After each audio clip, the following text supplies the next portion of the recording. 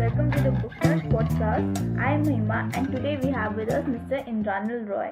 He is a teacher by profession working at Heritage Academy High School. He is an MA in English from Ravindra Bharati University. He authored the much acclaimed novel The Man Behind the Teacher's Desk. Today we are going to talk about his recently published novel Life Post 9/11. We welcome you, sir. Thank you. Okay, sir, let's begin then. My first question to you would be demonetization surely affected the country in many ways. Why do you chose it? What drove you? Actually, what drove me was initially an idea that it was the book came out of a joke. Actually, the very next day after demonetization, we friends were talking about things, and the first thing that I said somehow out of joke that just think of those people who have eloped last night. What would they be resting on if they come out to know that the entire country has changed within a day? Yeah. And afterwards, I think about half an hour solo, when I was sitting alone, I just came across that, okay, this is a plot. If I can make up a story out of it, it will be a good story. Because what I've seen in the following days is nothing but misery. I'm not saying anything against any policy, any government policy or that. But what I've seen in the following days is nothing but misery. I myself, my family and others, they have faced immense trouble. Now what I try to incorporate in the story is something, bits and pieces here and there about what people faced, what I faced, what others faced. And my characters are practically based on those events and how things have gone around their lives as well. But demonetization was the idea. But there are other so many plots running simultaneously linked to the protagonist Anuj. What about that? Yeah, initially my idea was to set up a story around demonetization. And then gradually as the story developed, I just gradually understood that demonetization won't be the only, or I just cannot build up a story solely on demonetization. So as I started writing the story and the characters developed, I found out that there are different ways to go on with the story. Yeah. So then came up with these ideas as the AIDS, and then came the idea of euthanasia and the others that I've dealt in the story. Okay. Well, the book doesn't relate to the economic aspect, but still, according to you, how did the whole process affected the weaker sections of the society? Yeah, the weaker section, I think in your cities as well, you just have seen how bigger the lines were before the ATMs. Yeah. That says a lot. From 8 p.m. up to the 12 p.m. on the very day of 8/11, back then 2016, the lines were huge.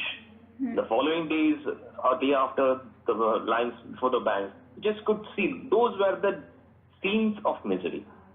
You just can't even think of anything as miserable as that. And I have seen people, the older people, sitting there for hours. From 6 o'clock in the morning, literally up to the end of the working day in the bank.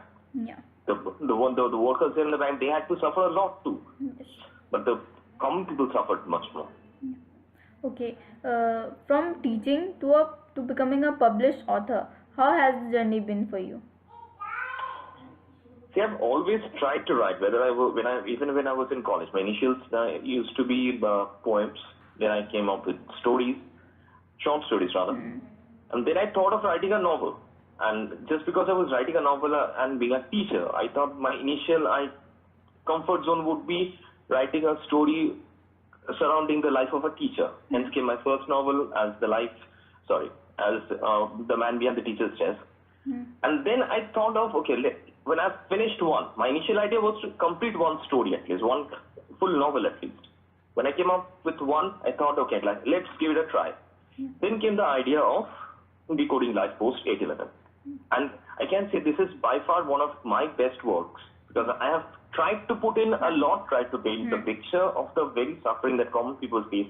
And common people here represent those three characters that I have. Okay. Relating to that, the character of Sunny has a lot of depth in it. Isolation, social neglect, bullying, and then AIDS. How difficult was it to construct such a character, and what research was put into it? See, as far as the research work goes, being a teacher, I've seen a number of kids suffering from this. So the research work comes from my very field. I've been teaching for the last 15 plus years. So the research work, a part of it came from my own experience as a teacher. As far as the rest goes, I had to read a lot on internet, as well as there are certain books, in the movies to help along. Yeah. And then came the other factors. See, when you start writing and when you get deeper into the character, things just go on. Okay. Sunny suffered, and his suffering is not something which is unusual or uncanny. There's something that's quite often seen and mostly neglected. People like Sunny, I know about you, but I've seen students bullying those children with femininity in them.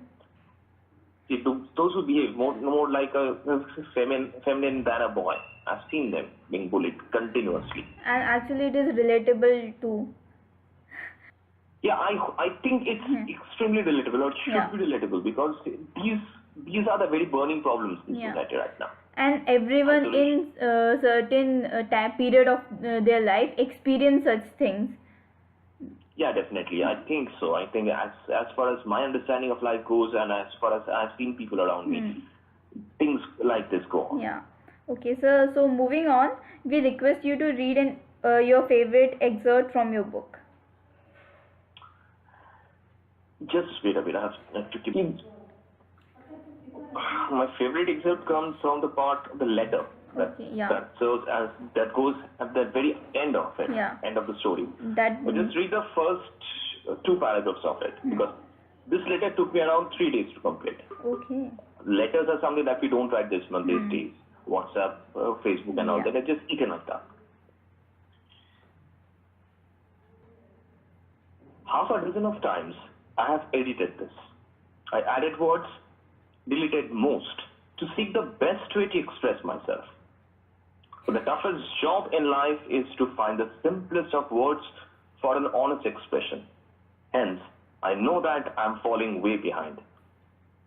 But didn't you want to be here tonight? I didn't want to be here tonight, as I could not have committed myself to write this. I desperately wanted to be alone to convince myself that whatever I'm going to do is the only way open before me. I needed a sound sleep to get over the gloom which is pervading my soul. Right now, it is about 3 in the morning, and I am yet to embrace that resolute soul of mine. I'm feeling too unnerved, and I hope that you can understand it better than anyone, since I have used up more than 100 words, and I'm still rooted to where I started. You have always been everything one can ask for: a passionate lover, a dear friend, a stoic confession box, reliable guide, but a rude philosopher. I was always a fool to run after love and ended up intruding into such a mess. Pardon me if you find this boring, but hopefully you will bear with me one last time. Today I will have to labor hard to correct myself, to unburden my soul and take revenge against those who have exploited me. But nothing is perhaps so important as Sunny's last wish. It will demand all the courage that I have. If you're reading this, it testifies that I've succeeded in all my undertakings, if it can at all be called a success. Okay, so that goes for what I find as reading. Okay, thank you, sir. The story ends with Anuj going to jail and Neha breaking with Dr. Sanjeev. So, should we look forward to a second part for the happy ending of the love story? Yeah, it depends on, because I have to go on with further research as to how the case can proceed, because the next part will have to be relating on how Arjun's case goes on, because as you know, euthanasia is illegal in our country. So, should we look forward to the next part? You are working on it.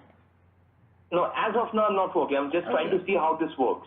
And I have to see how this book works. Okay. And depending on it, I'll decide whether to go on with the next. I'll sit with my publisher as well. Okay. Then we'll decide about the next book. Taking your time out for talking to us. Yeah, it's a pleasure. Thank you.